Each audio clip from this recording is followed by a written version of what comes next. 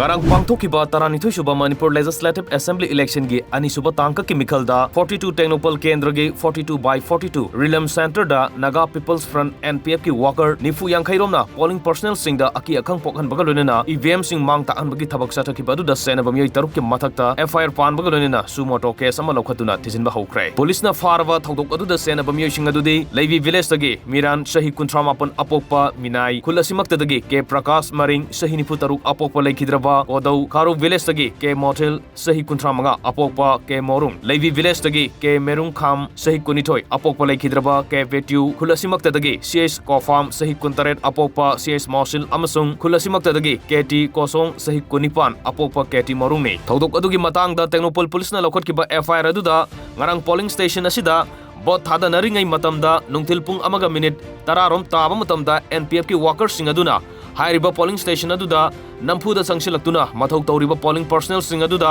aki akhang pibaga loinena lenga ki employee magi mathau pangthokpada yetkhai thingai ba thonki amadi EVM sing thugaibagi thabak sathaki makhatana irang thokanba polling materials sing amadi public property sing thugaibagi thabak sathaki haina palle NPF ki workers sing sathaki ba thongadu crime amani loinena makoi gi mathakta Representation of People's Act 1951 gi section 134B 135 135A IPC ki section 147 149 171F 353 427 447 506 amasung 34 amadi